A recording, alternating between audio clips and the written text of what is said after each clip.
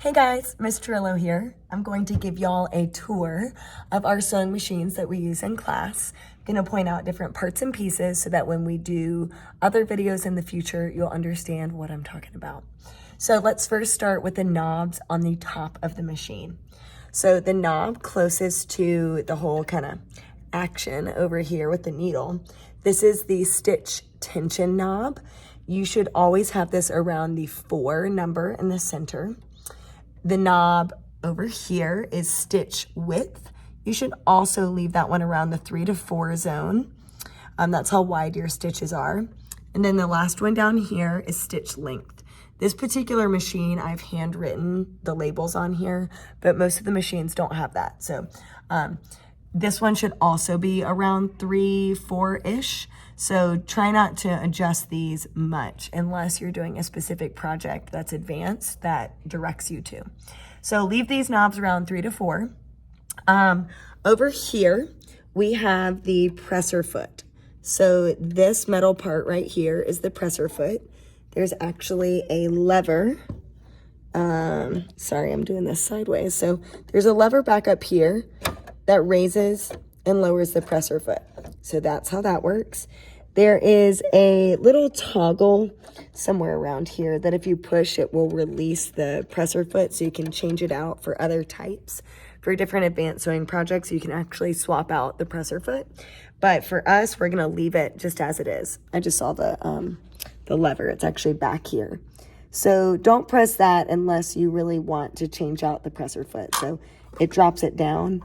And then to attach it again, if that ever happens on accident, you set it underneath and then you drop it, excuse me, drop it right down on top of that bar and it kind of grabs it for you.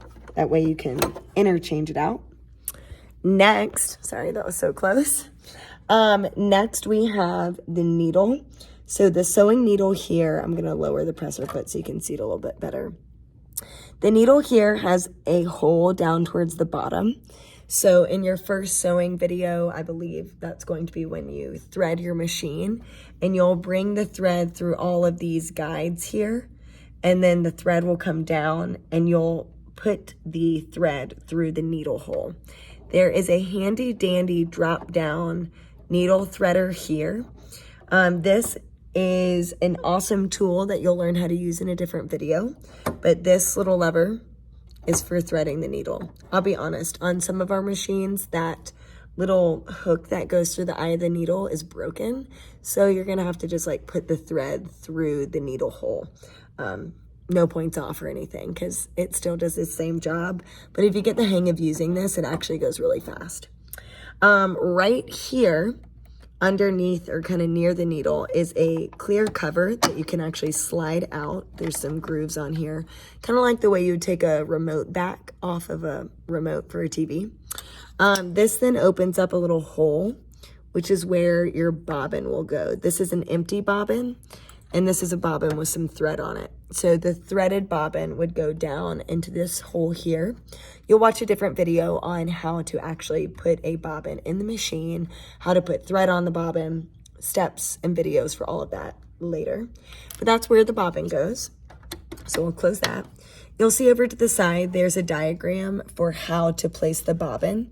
So even after you watch a video, you can always reference back to see that. All right, up at the top of the machine, we have some guiding diagrams for how to thread the bobbin as well as thread the machine. If you look really close, you can see some grooved numbers on the machine itself.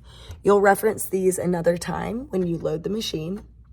You'll also utilize this top metal component when threading both your bobbin and the machine. Over here, we have a thread holder that raises and lowers. This will be where you put a spool of thread for your sewing projects. It can go down when you're not using it or raise it up depending on the size of your spool of thread. This knob here is where you put bobbins when you are going to be threading them full of thread. So that's how that goes. To make the machine go into the bobbin threading mode, you actually push it over. And then to make it go into a sewing mode, you push it back and take it off. So that's basically the top of the machine. That's this area over here. This front panel actually comes off when you slide it. And then there is a gap underneath. So this is used for when you're doing a project that's circular. So I actually hemmed the jeans I'm wearing right now, and the cuff of the jean went around the arm here so that it could rotate all the way around since it was a circle. So normally this stays on, but I think it's worth showing that it does come off. And we do have a quilting attachment to these sewing machines, so if you ever are interested in pursuing a quilting project, let me know, because there's a whole like tabletop quilting section that goes onto these machines. Let's take a look over on this side. We have a lot of different stitch types with this machine. So you can see that the different stitches have different numbers, and then your stitch selector is right here. So we are typically going to use the number 2 stitch, which is the basic straight stitch. You'll see number 1 is actually for buttonholes, which we are not going to use the machine for.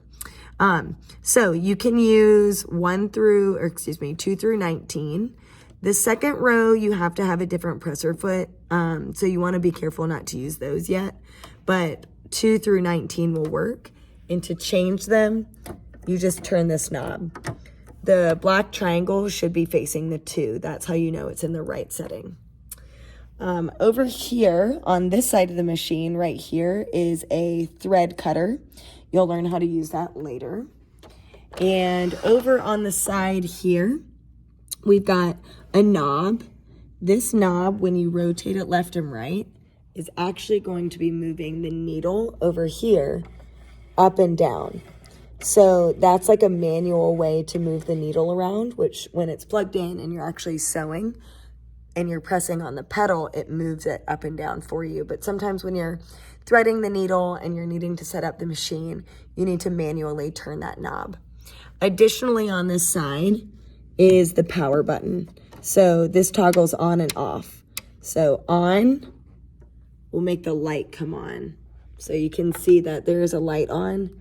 And then when you toggle it, off, the light goes off.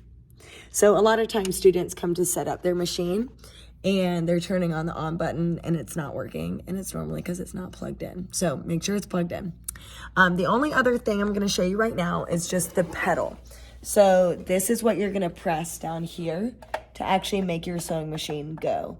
So you'll wanna make sure that that is connected to the machine by making sure this black plug is plugged into the machine. That cord has both the power cord and the pedal. So that is your first general introduction to the sewing machine. The last thing I just realized I forgot is this big button in the front. That is for back stitching your stitches. So when you're sewing straight, you'll sew a couple stitches, then you'll stop. You'll hold down this back button, sew, and it will go in the opposite direction, and it actually locks in your stitches. So this button just gets pressed up and down, and there's a little diagram that has like a U-turn next to it.